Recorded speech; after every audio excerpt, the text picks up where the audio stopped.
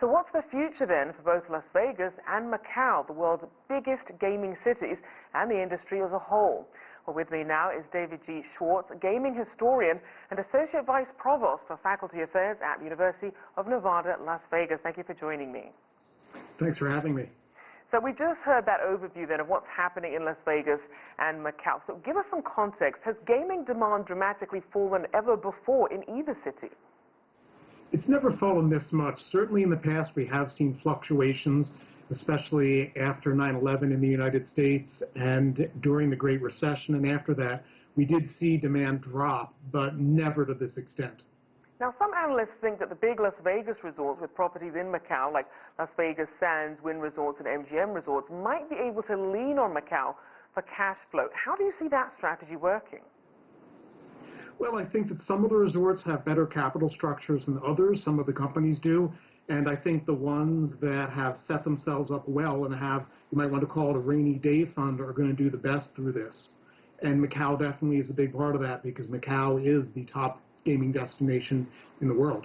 And it does raise the issue in terms of consistency about these closures globally, because casinos in Australia, for example, are closed, but a casino owned by Las Vegas Sands in Singapore is still open. Do you see then perhaps there being some ebbs and flows to some of these other markets? I think there is. I think this is why a lot of companies who are in gaming, like in other industries, try to be as diversified as possible. So maybe when things are getting back to normal in Asia, that's when it'll be having its biggest impact in North America. So I think the companies that are more geographically diverse can get through this better. And what about some other ways that casinos can get through this? What other sort of strategies could they rely on? Well, I think right now the focus has to be the health and safety of the employees and the guests. So right now, for them, the best move in the United States, at least, is not to be open. I think when they do come back, they have to do it carefully and, again, prioritizing the health and safety of their employees and guests. And I think that companies that are able to do this are going to have the most success long term. Now, obviously, as we wait for some of these restrictions to be lifted, depending on how things are happening, how the disease is spreading, other industries have also relied on boosting their online offerings. But how well does that translate for the resort experience that comes with gaming? Well, online gaming is a very different animal from what happens at a lot of the high roller rooms in Las Vegas. You know, you would see people playing online $5 or $10 a hand, probably not $20,000 or $50,000 a hand like people do in the high roller casinos. So some of this will track well to online play, and in many states where they have online play, they've seen a boom in that, but a lot of it won't, especially the high-end play, which is so important for the casinos on the Strip in Las Vegas. And certainly important for the employees who also rely on tips. And we know that these resorts, they're a massive for employers, not just the local economies directly, but also indirectly. So give us an idea of the sort of domino effects that there might be that people might not be aware of. Well, there's a real domino effect with this. You know, let's say an employee with tip-based income can't work. Well, that means that they then can't go out and buy stuff in the rest of the community. They can't support their family. That will basically have a ripple effect through the entire economy. This is what we saw happen in the Great Recession when conventions didn't stop coming to Las Vegas totally, but they definitely slowed down. We saw a big impact throughout the city. And the other domino that would fall is when construction slows down. That has another big impact because construction has always been a big part of the Las Vegas economy. So I think that the longer the casinos stay closed, the more likely it is that this is going to be a major economic disruption that would last quite a long time.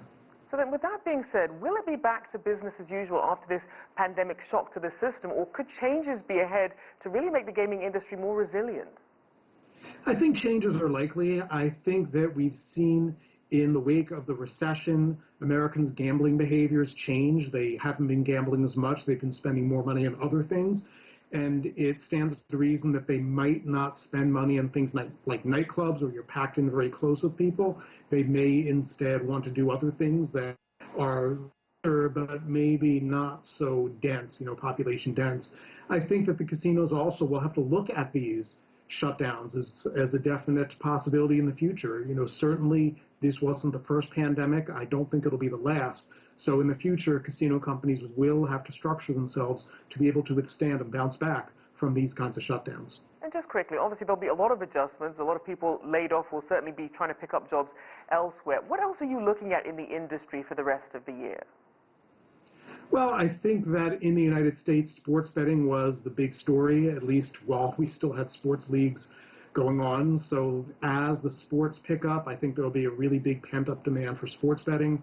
I think that online play is going to become more popular. A lot of states that don't have it may want to transition to it, just because people, even if they can come back to casinos, might not want to be in proximity to people. So I think this would be a good way to let people gamble if they don't want to make that trip. So I think those are probably the two big trends. You know, another one that could happen would be consolidation in the industry. We certainly saw this before the pandemic, and you may see other consolidations and realignments in the industry. All right, thank you for your insights. David G. Schwartz there, gaming historian and Associate Vice Provost for Faculty Affairs at the University of Nevada, Las Vegas.